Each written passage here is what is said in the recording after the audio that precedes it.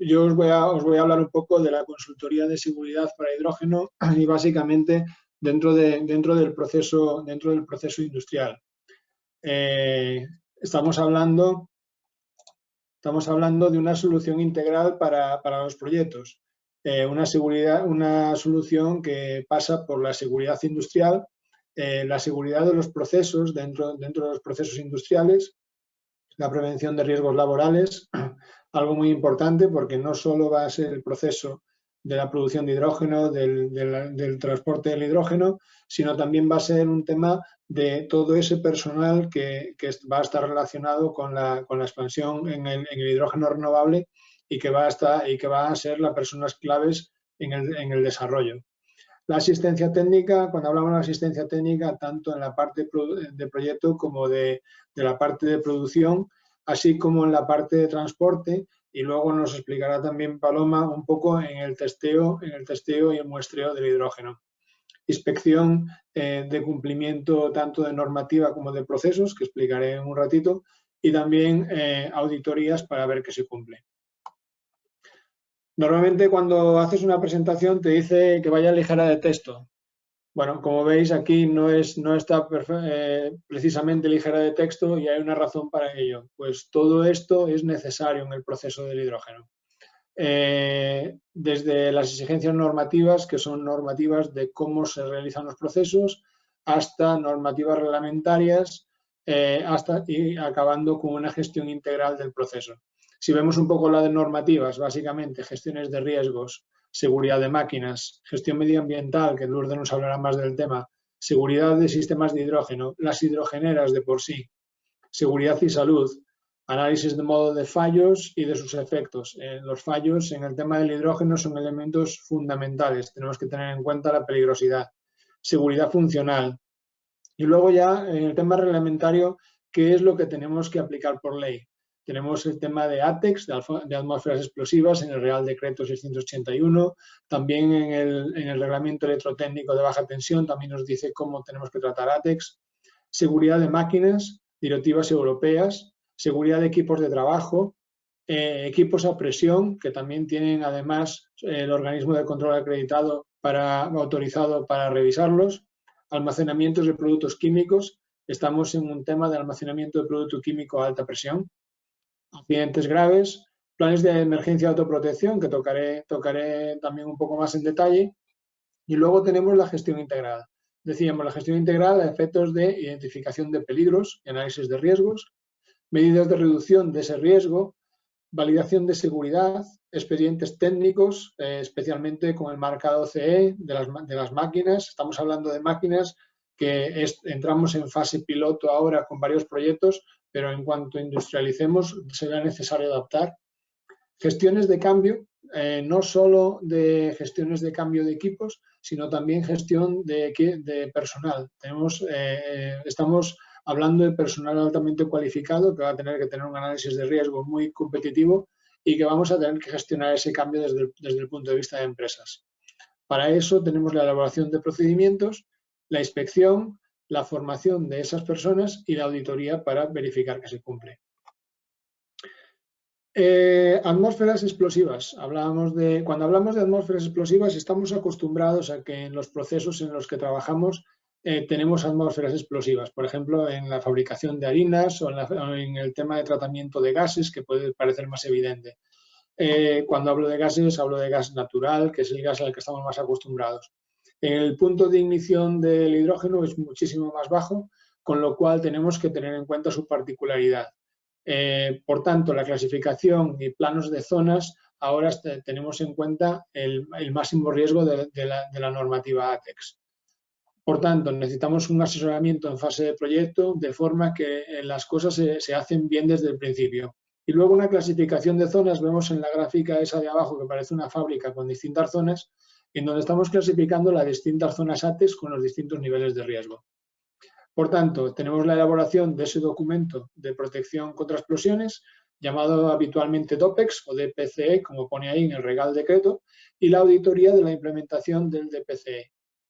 uno de los elementos que se está empezando a hacer en los últimos años, que ya la normativa lo pedía, pero que no se estaba haciendo muy verídico, es la inspección de los equipos eléctricos y también los equipos mecánicos ATEX, que ahora sí se empieza a hacer, y nosotros tenemos una aplicación y unos expertos que pueden revisar los equipos de normativa ATEX, tanto en atmósferas explosivas de hidrógeno como en otras atmósferas explosivas.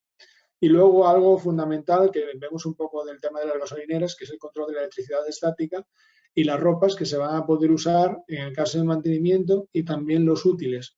Por ejemplo, algo muy anecdótico, una llave normal no se va a poder usar en una reparación de hidrógeno si tenemos presencia de hidrógeno. Eso, si queréis, lo comentamos en separado. Para esta formación de todo este personal va a ser necesaria una capacitación de este personal. Por tanto, en SGS capacitamos a personal para el diseño, montaje y mantenimiento de equipos ATEX. Con un punto de vista práctico, de forma que se montan los equipos del material de SGS o con visita en campo. Lo que vemos en la parte izquierda es básicamente la imagen de un tablero de formación en la que se monta y desmontan los equipos ATEX.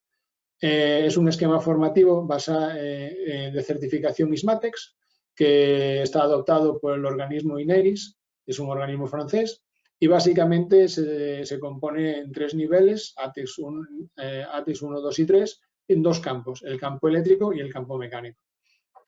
Os dejamos información separado para esos cursos. Otro de los elementos que será necesario acometer será la seguridad de máquinas. La seguridad de máquinas la tomamos un poco de garantía cuando vemos que las máquinas se producen y se llega a un marcado CE. Pero cuando tenemos un elemento experimental, tenemos una asistencia técnica y una consultoría y luego tenemos una identificación de requisitos. Con esto se crea una documentación técnica en la que se elabora una nota de sistema y un manual de usuario. Y con esto llegamos al expediente técnico de marcado CE. Esto es algo que hacemos, por ejemplo, en medios de elevación o similar, pero que va a ser muy necesario en el tema de adaptación de distintos componentes del hidrógeno, especialmente porque influirá el marcado CE y el marcado ATEX. Dentro de la inspección y validación hay una inspección técnica tras la fabricación de las máquinas y las instalaciones y unas pruebas funcionales y finalizando con una inspección. Identificación de peligros y análisis de riesgo. En el tema de hidrógeno, igual que otros gases, tenemos el tema de análisis de proceso, análisis de operación, identificación del riesgo y también el famoso SWIFT, que básicamente el what if, ¿qué pasa si? Básicamente SGS hace un cumplimiento del análisis de riesgos acorde a la ISO 31010 con la evaluación de riesgos y también hace el cumplimiento de normativa específica. Por ejemplo, en las máquinas pues sería el marcado CE. En ATEX sería pues la reglamentación de ATEX. En medio ambiente, pues la reglamentación que aplica a medio ambiente. Ahí tenemos un ejemplo en la parte de abajo de un análisis realizado a un electrolizador. En este caso vemos 2 causas de fallo, que pueda faltar el control del loop del intercambiador de calor o que se pueda producir una falta de agua en la refrigeración del primario del refrigerador, del intercambiador de calor. En este caso, pues vemos las recomendaciones para la atenuación del riesgo en caso de que eso ocurra. Prevención de accidentes. La mejor forma de prevenir un accidente es básicamente tener en cuenta que ese accidente puede ocurrir. Por tanto, tenemos simulación y análisis de riesgo y con eso calculamos el caudal de escape del gas, la simulación de consecuencia puede ser un incendio, puede ser una nube de gases o puede ser un estallido y luego con eso se determinan las curvas de ISO-riesgo, que son las curvas que veis ahí a la izquierda. Esto lo desarrollamos con un software llamado Effects que básicamente nos da las curvas de riesgo. De este modo se pueden elaborar los informes de seguridad. Con esto desarrollar un sistema de gestión de seguridad que nos dé seguridad para el análisis cuantitativo del riesgo. Y en caso de que por desgracia haya un accidente, podríamos hacer la notificación de accidentes organizada. Planes de autoprotección. Esto sí que se nos hace más común. En nuestras empresas pues tenemos plan de autoprotección en caso de emergencias, que son básicamente procedimientos en caso de emergencia. En nuestro caso desarrollamos procedimientos específicos para emergencias de hidrógeno, adaptados a la particularidad que tiene el hidrógeno que no tienen otros gases. Se hace un cálculo de carga de fuego, una asistencia en el planteamiento de ejercicios de simulacros y también una asistencia al simulacro si es necesario. La implantación práctica es lo que lleva a tener la práctica para poder acometer un evento, y también revisamos también la señalización de equipos, así como los recorridos de evacuación. Tenemos personal acreditado en todas las comunidades autónomas que disponen de registro y cobertura nacional. Process Safety Management. La mejor forma de minimizar los riesgos y mejorar la producción es con un sistema de gestión de seguridad y de proceso. En esto, básicamente, hacemos un enfoque de implantación mediante métodos Lean que se enfoca en los 3 pilares fundamentales: la tecnología, que pueden ser información de seguridad del proceso, análisis de riesgos; las instalaciones, que teniendo en cuenta el control de calidad de la instalación, la seguridad y la integridad de los sistemas mecánicos y eléctricos, fundamental; y el personal, que es el que va a operar y mantener el proceso. La formación, que hablábamos antes del personal, el control de contratas, a veces cuando tenemos unas subcontratas, investigación de accidentes, control de cambios, fundamental para cuando hacemos cambios de personal, de procesos, de instalaciones, de tecnología, y luego la respuesta a emergencias y auditorías. Por tanto, nuestro equipo, así resumiendo, está especializado.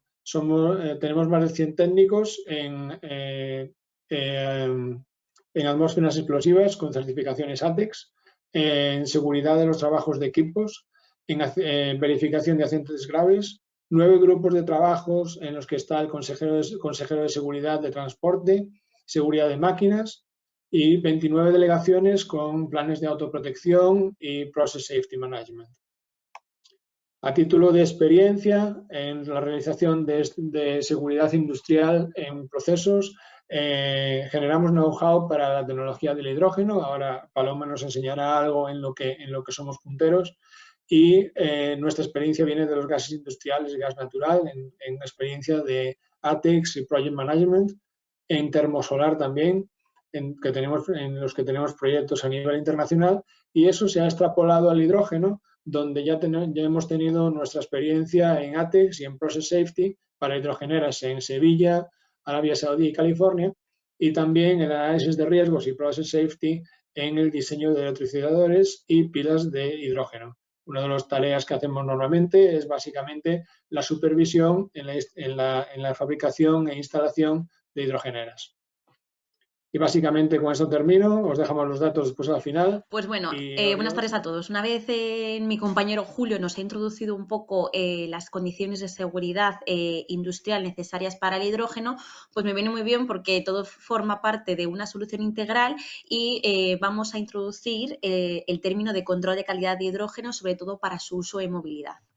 La importancia del control de calidad de hidrógeno, ¿en qué radica? Pues bueno, radica en 3 patas fundamentales. En un primer lugar, para la producción y la distribución, la ausencia de contaminantes en nuestro flujo de hidrógeno para repostar. ¿Qué nos puede dar a nuestro vehículo? Pues bueno, una mejora del rendimiento y una reducción de mantenimiento y costes asociados.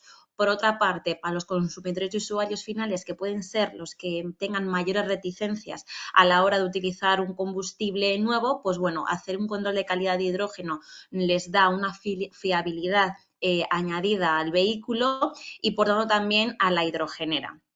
Y por último, bueno, y no menos importante, al revés, más importante, los procedimientos de control de calidad, que van a ser los que nos vamos a centrar en el día de hoy. Y es que debe llevarse a cabo de acuerdo a un estricto procedimiento basado en las normativas que tenemos actualmente. Es en el que SGS actualmente también está centrando todos sus esfuerzos, aportando una serie de servicios de control de calidad muy necesarios para el despliegue de esta industria que estamos actualmente teniendo en España.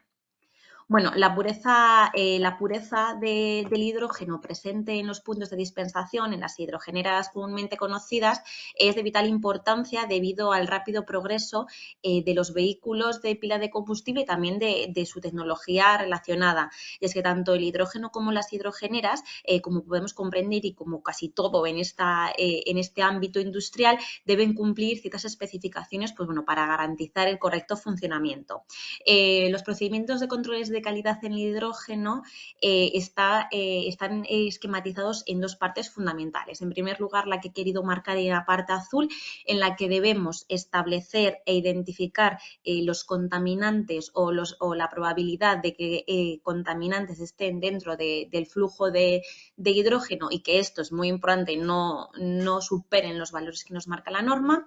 Y por otro lado, una vez que tenemos ya localizados esos contaminantes, evaluar su gravedad y poner, por así decirlo, solución a través de un monitoreo in situ dentro de la hidrogenera. Pero bueno, ahora vamos a explicarlo de una forma un poco más detallada. El procedimiento de control de calidad ISO 14687 nos permite clasificar los contaminantes que tenemos dentro del flujo de hidrógeno que vamos a introducir dentro de nuestro vehículo de pila de combustible. Posteriormente debemos identificar también la probabilidad de que este contaminante supere esos valores umbrales que hemos marcado la norma y por último evaluar la gravedad de esa impureza dentro de la pila de combustible. Y es que, como podéis comprender, no todas las impurezas hacen el mismo efecto dentro de la pila de combustible.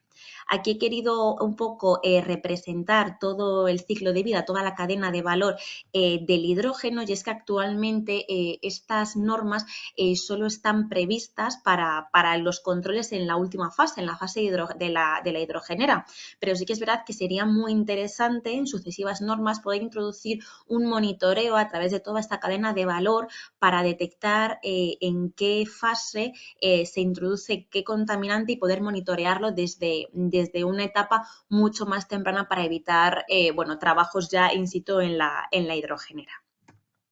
Como hemos comentado, una vez que en una fase anterior hemos detectado cuáles son los contaminantes que hemos detectado, la norma ISO 19880 en su apartado 8 nos recomienda agregar unas medidas de calidad adicionales, es decir, un monitoreo continuo de esas impurezas clave a través de dos procesos estandarizados comúnmente utilizados también pues, en gasolineras y gasineras, como puede ser un monitoreo en línea, que ahora vamos a explicarlo, y un control fuera de línea que es bastante más específico.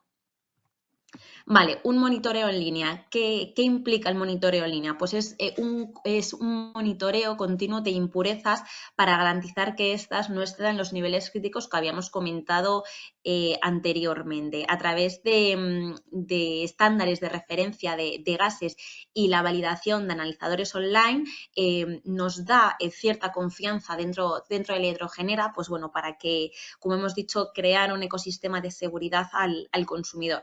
Como podemos comprender, estos validadores de analizador online necesitan pues, bueno, cierto mantenimiento y cierta calibración periódica y, como podemos comprender también, no es tan exacto como lo que vamos a ver a continuación, que es el control fuera de línea. En este caso es un control mucho más pormenorizado en el que debemos capturar una cantidad medida dentro de la hidrogenera para un análisis químico externo, es decir, nos implica tomar una muestra de forma periódica con personal cualificado, eso es muy importante para garantizar la integridad de la muestra y realizar un análisis pormenorizado dentro de un laboratorio. Actualmente este control de calidad no es muy utilizado debido a que en las normas no nos plantean unas pautas oficiales para este muestreo. Entonces, pues bueno, podríamos estar incurriendo en problemas de contaminación cruzada, por ejemplo, dispositivos de muestreo inapropiados, etcétera, por lo que debemos un poco seguir la senda de la norma y esperar a que nos manden unas normas unificadas para realizar este tipo de trabajos. Hablando de calidad y de laboratorio, ¿qué necesitamos dentro de un laboratorio? ¿Cuál es la aparatología necesaria para llevar a cabo este control de calidad? Pues bueno, aquí en la parte central he querido mostraros lo que sería un recipiente de captura de muestra para el control de calidad. En este caso lo he representado en forma de bala, es una bala presurizada, normalmente son de aluminio o de Silconert, y en la parte un poco más exterior en naranja os he querido poner los contaminantes más habituales que normalmente nos encontramos en laboratorio, como puede ser compuestos organologenados, amoníaco, helio, agua, etc. En la parte más exterior están la aparatología necesaria para la detección de cada uno de ellos. Como podéis ver, la magnitud de aparatos es grande debido a que bueno, los vehículos de pila de combustible no son unos vehículos al uso y deben tener una pureza importante, una gran pureza, una pureza técnica para poder realizar bien su función. Y bueno, hablando de la calidad del hidrógeno, actualmente, ¿qué está haciendo SGS para este control de calidad de hidrógeno? Pues bueno, seguimos realizando toma y gestión de muestras, como comentaba anteriormente Julio, seguimos con nuestro know-how de la industria tradicional, pero adaptándolo a los nuevos tiempos, a las nuevas energías. También servicios analíticos a través de nuestros laboratorios, pues bueno, repartidos por toda la geografía que seguro la mayoría de vosotros conocéis o habéis tenido contacto con ellos. Gestión de muestras, muy importante para garantizar la integridad de las mismas, y es que, bueno, no sé si lo conocéis, pero se tiene responsabilidad penal sobre las muestras, por lo que es muy importante contar con un gestor de confianza para realizarlo. Y por último, algo bastante novedoso, que sería el sello de calidad de la hidrogenera, que garantizaría pues bueno, al consumidor que este producto y que la propia hidrogenera cumplen con los mayores estándares de seguridad y de calidad, como tradicionalmente SGS ha venido haciendo en gasolineras y también en gasíneras recientemente.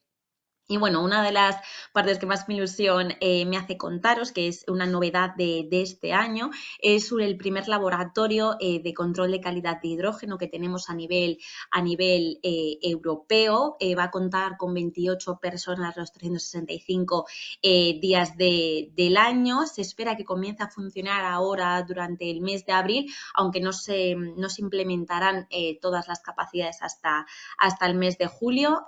Contará con toda la última tecnología y también con la aparatología que hemos comentado anteriormente, y además incluye una cosa bastante novedosa, que es un inyector diluidor que nos hace introducir ese gas dentro de la bahía de análisis de la aparatología necesaria, y nos hace reducir los tiempos de estos controles de calidad de unos 2 días y medio a unos 30 minutos, por lo que nos reduciría mucho el tiempo de respuesta a los clientes.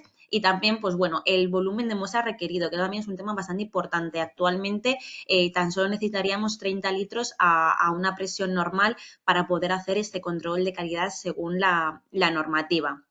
Además, pues bueno, en España también somos conscientes de que el desarrollo del hidrógeno va a llegar, de hecho está llegando en forma de valles del hidrógeno, lo que vendrían siendo unos centros de producción y consumo in situ dentro de una región, y sería muy interesante poder contar con estos laboratorios en España a través de una iniciativa que tiene SGS denominada Outsourcing, en el que nosotros ponemos a disposición del cliente un estudio e incluso el laboratorio, bueno, incluso se opera el laboratorio, y sería pues muy interesante para poder contar con ellos en España y poder, pues bueno, lo que habíamos hablado, dar un ecosistema de seguridad y calidad a los consumidores tanto industriales como finales. Y nada, pues muchísimas gracias. ¿Alguien tiene alguna pregunta? Aquí dejo mis coordenadas. Entonces mi Y enfoque bueno, de mi ponencia es bastante diferente a mis compañeros porque, vamos, para mí lo que me importa básicamente son las emisiones que pudiera producir el hidrógeno, que son ningunas. Entonces, el hidrógeno verde en sí pues va a contribuir lógicamente a la descarbonización. En este contexto, nos tenemos que retrotraer un poco para entender por qué pasa esto. Todo arranca en datos en fechas recientes, pues del Acuerdo de París, en el cual hay un compromiso de limitar el calentamiento global a 1,5 grados, cuando antes estaba en 2, y entonces arranca una maquinaria que empieza a moverse y se aprueba en la Unión Europea el Pacto Verde, y a partir de ahí una serie de iniciativas para conseguir la descarbonización del continente para 2050. En todo este contexto, pues claro, viene la pandemia, la crisis del COVID, y pues es necesario insuflar un poco de dinero para que estos compromisos que se habían digamos, acordado en este Pacto Verde, a partir del Pacto Verde Europeo, pues se puedan llevar a término. Y todo ocurre a finales de 2020. En España, pues no queremos quedarnos atrás, lógicamente, y entonces se pone toda la maquinaria en marcha, comienza con, digamos, con la aprobación de la estrategia de economía circular, que podríamos pensar, pero si eso es de residuos, pues no tiene nada que ver, no solo son residuos, son también emisiones, hay una limitación de emisiones, y pues en España también se aprueban los primeros PERTE dentro de esos Next Generation que van a ayudar a descarbonizar el continente. Y en ese contexto también se aprueba la Ley de Cambio Climático en el otoño de ese mismo año, de ese 2020. A raíz de ahí ya empieza todo a engranarse y a moverse para conseguir esa descarbonización, que es realmente un objetivo muy ambicioso, muy ambicioso. En todo este contexto, pues también se necesita, hay un contexto pues de unos nuevos combustibles, como pasa con el hidrógeno, el biogás. Hay una serie de combustibles que sirven para cumplir con ese Pacto Verde Europeo, conseguir esa neutralidad climática y esos cambios económicos hacia una economía verde, un mayor crecimiento y más empleabilidad. Y en este contexto, pues, se propone una revisión de la Directiva de Renovables, la RED II, que es propuesta, bueno, realmente tendría que estar ya aprobado el cambio, pero realmente todos estos cambios están produciéndose muy lentamente en el contexto político y económico en el que nos encontramos actualmente, pues se prevé que se va a acelerar bastante todo esto un poco por las circunstancias y la necesidad de independizarnos, por decirlo de alguna forma, de los combustibles fósiles. Y entonces se aprueba esta propuesta, bueno, se aprueba esta propuesta de directiva que conlleva una serie de cambios. Entre los cambios más importantes que conlleva esta directiva es que antes, en la anterior directiva, se pretendía que el 32%, necesitábamos una penetración de renovables de un 32%, se pretendía que el 32% de la energía fuese de origen renovable, y con esta revisión se llegaría entre un 38 y un 40%. El compromiso de la Unión Europea es de un 38%, en España el compromiso es de un 40%. Ya tenemos que decir que en España pues la penetración de renovables también es alta. ¿Qué conseguimos con esto? Realmente es un objetivo climático principalmente para lograr esa descarbonización, reducir esa dependencia de energía de origen no renovable y, digamos, crear empleo y que exista un desarrollo sostenible que permita llegar a esa descarbonización en un contexto económico en el que no se vea, que no haya un sufrimiento o un decrecimiento a ese respecto. Dentro de este contexto podríamos pensar que es un profundo cambio en la Directiva de Renovables. No es así, no constituye una revisión completa de la Directiva de Renovables, por lo que el impacto es moderado. El principal cambio es el introducir esos otros combustibles que ahora mismo no están dentro. Y es un problema en sí porque no se pueden desarrollar muchas cosas por el hecho de no tenerlos dentro. Por eso es necesario esa modificación de la Directiva de Renovables. Entre otras cosas, por ejemplo, en el artículo 22 de la directiva incluye el concepto de combustibles renovables de origen no biológicos, utilizados como energía final. Este es el caso concreto del hidrógeno. El hidrógeno es un combustible renovable de origen no biológico. Entonces, este cambio pues, es muy importante que se produzca. ¿Por qué? Porque de entrada tenemos que pensar que, lógicamente, el hidrógeno tiene una serie de ventajas, pero también tiene desventajas. Ventajas, pues bueno, es una energía limpia, es una energía renovable, siempre y cuando, lógicamente, se produzca a partir de energías renovables. Es almacenable, como han dicho mis compañeros anteriormente, tú lo puedes almacenar comprimido. Es transportable, se puede transportar de la misma manera que el gas natural en las mismas conducciones. Además es versátil, se puede utilizar tanto para la movilidad como en la industria, como en edificios, o sea, es bastante versátil. ¿Cuál es el problema? Pues que es caro, o sea, es caro de producir, como ha pasado siempre con las renovables costaban más de producir, por eso necesitaban unos incentivos y requieren fuertes inversiones económicas. Hay que incentivarlo de alguna manera. ¿Y cómo hacemos esto? Pues a partir de una estrategia europea del hidrógeno que contempla, pues digamos, pretende dar un enfoque estratégico porque producir hidrógeno verde per se no sería rentable. Entonces tiene que tener otro tipo de incentivos porque necesitamos que Europa sea competente en la fabricación de tecnologías limpias y entre ellos pues está el hidrógeno verde. Y es necesario también desbloquear esa inversión en esas tecnologías de origen renovable. Esto no es algo que venga a ser nuevo ahora. Esto ha sido con las renovables anteriormente, se produjo de la misma forma. Por ejemplo, por poneros así un ejemplo de manera general, cuando se empezaron a poner parques eólicos, se incentivó que esos parques eólicos también se pusieran en terceros países y eso se contemplaba en el protocolo de Kioto.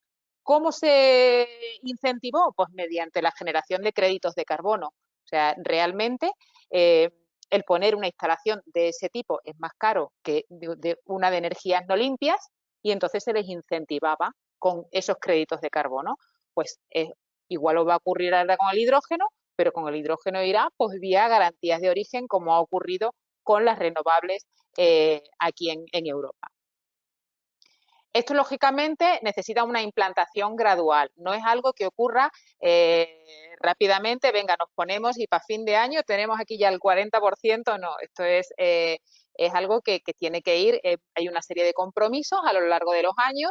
Por ejemplo, para 2024 el compromiso de la Unión Europea es de producir 1 millón de toneladas de hidrógeno renovable. Entre el 25 y el 30 quiere llegar a los 10 millones y pues el total de sus compromisos se alcanzarán pues, después ya de esta fecha. O sea, es como lo tienen planteado. Entonces, dentro de este sistema de garantías de origen de gases renovables, pues lógicamente hay una parte que es a partir de legislación nacional, ¿vale? Pero hay una parte también que es certificación o esquemas voluntarios. Estas garantías de origen, lógicamente, tienen que ser certificadas para que no exista un problema de duplicidad. Es decir, una vez que una garantía de origen se vende, ya no se puede volver a utilizar.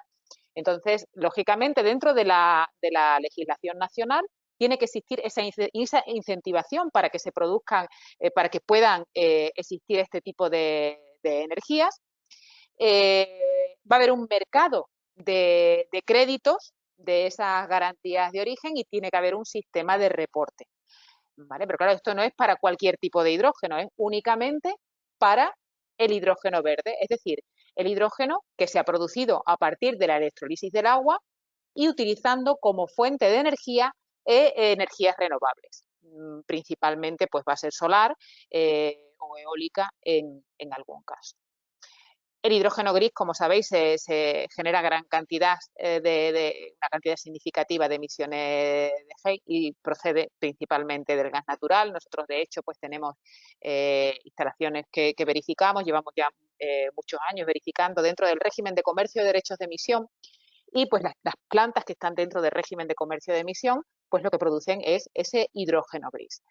Luego tenemos un hidrógeno azul que genera emisiones que son capturadas para ser almacenadas o reutilizadas, entonces se considera que es un hidrógeno en bajas emisiones. Y luego ya tenemos el hidrógeno verde. Existe también, veréis por ahí en bibliografía y demás, bueno, y existe porque realmente existe, lo que se llama hidrógeno negro, que es el que procede de carbón, pero esto es básicamente en China. Esto aquí en Europa pues no es habitual. Bien, y dentro de este sistema de garantía de origen, pues, ¿qué decir? Pues está todo pues de manera muy incipiente, o sea, tremendamente incipiente. De hecho, pues no existen todavía esquemas como tal. ¿Por qué? Pues porque te puedes encontrar una mezcla de todo.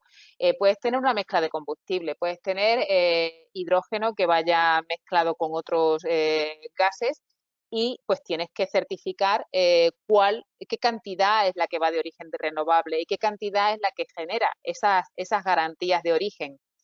Existe todavía, como la Unión Europea todavía no ha definido cuál es el sistema o cuál es la metodología que se va a utilizar para certificar estas garantías de origen, para verificar esa sostenibilidad de este combustible de origen renovable, pues digamos todas las entidades que están en estos procesos pues están pues estudiando, viendo la manera, porque os hagáis una idea, pues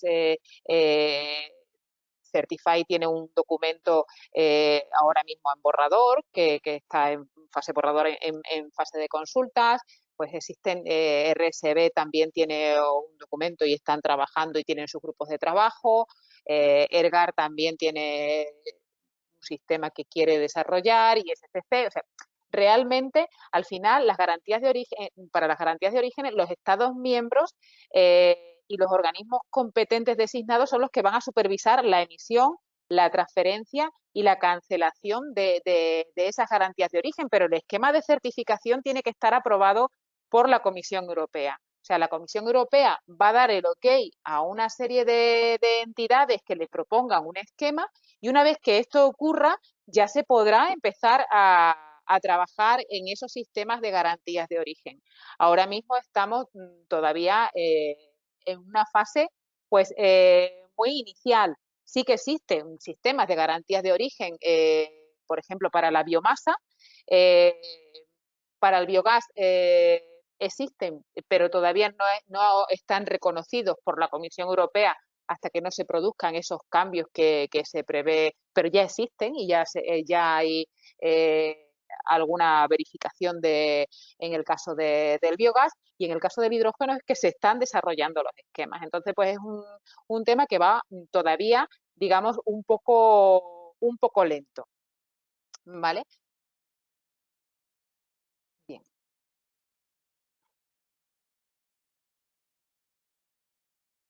¿Eso me pasa? No sé qué ocurre, que no se pasa la diapositiva.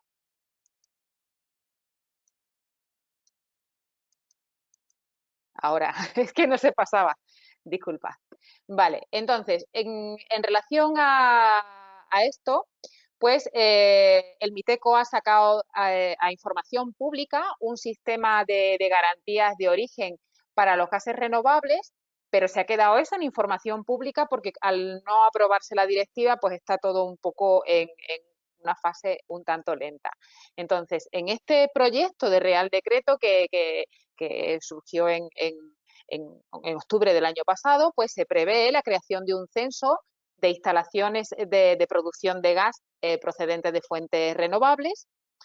El censo, pues, lo va a habilitar la entidad responsable de gestión del sistema, y entonces, pues, aparecerá ahí la titularidad, la situación, la tipología, la capacidad y la fecha de puesta en marcha de estas instalaciones que van a generar estos gases renovables. Y va a haber, pues, un listado de los titulares de las mismas. Entonces, el MITECO es la entidad responsable del desarrollo y la gestión Pero ahora mismo pues el MITECO pues no dispone de los medios materiales y humanos para ejercer estas funciones. Entonces va a designar, según este proyecto de Real Decreto, como al gestor técnico del sistema gasista, vamos, a Enagas, como responsable del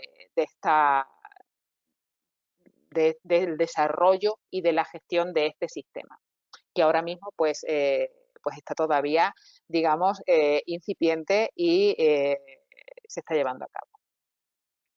Entonces, las condiciones de expedición, pues estas garantías de origen las tiene que solicitar un productor de gas, tiene que ser, lógicamente, procedente de fuentes renovables y su instalación tiene que estar inscrita en el censo.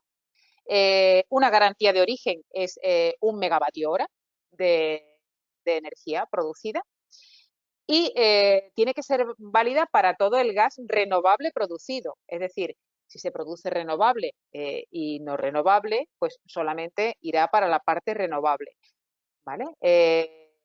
Y se incluye todo el gas renovable no inyectado en red y que se vende a terceros o que es autoconsumido. Por ejemplo, una planta que produjese hidrógeno y lo autoconsumiese, también podría obtener estas garantías de origen.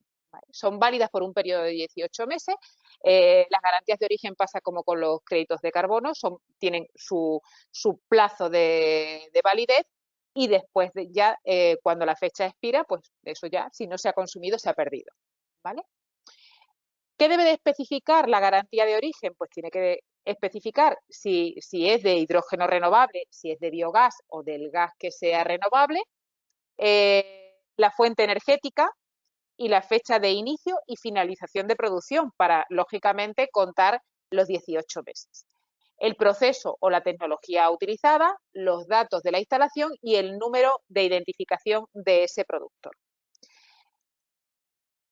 Los requisitos específicos para estos combustibles, digamos que son de origen renovables, pero de origen no biológico, pues lógicamente necesitan ser producidos con una electricidad de origen renovable y se va a desarrollar un acto delegado con la metodología, como os comentaba, pero esto todavía no ha ocurrido y por eso todavía no se pueden, no está este sistema implantado de garantías de origen para el caso de estos combustibles de origen no renovables. La idea es que esto ocurriese a partir de 1 de enero de 2021, pero bueno, estamos en el 22. Esperamos que sea relativamente pronto que esto ocurra. Los operadores, lógicamente, tienen que demostrar que han utilizado electricidad para la producción de este combustible. El tema de la doble reserva de electricidad tiene que estar muy controlado, no puede haber dobles contabilidades. Y dentro del sistema de garantía de origen se tiene en cuenta todo el ciclo de vida del hidrógeno. O sea, no es solamente, dice, bueno, como yo cuando lo quemo no emite CO2, ya lo tengo listo. No puede ser así.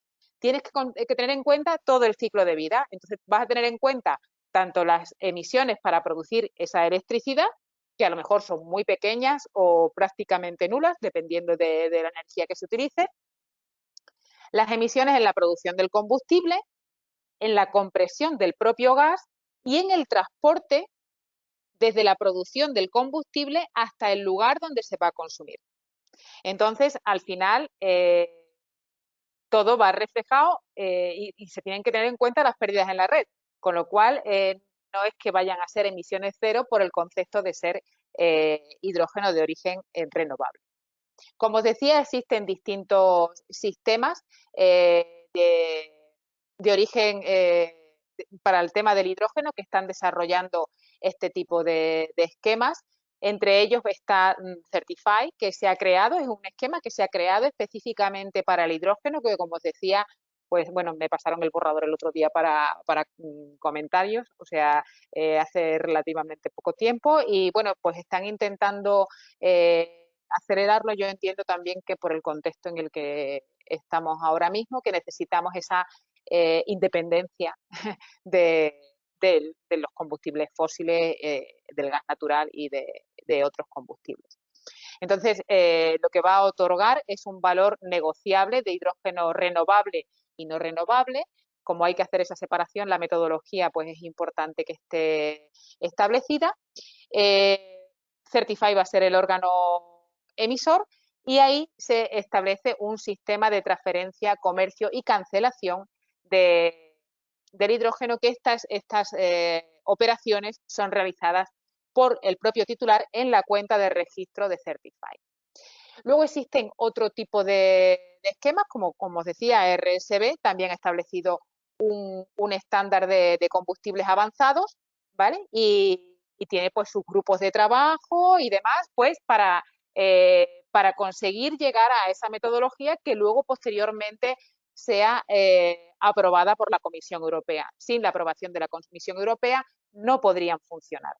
Y con esto ya paro aquí porque entiendo que igual tenéis preguntas.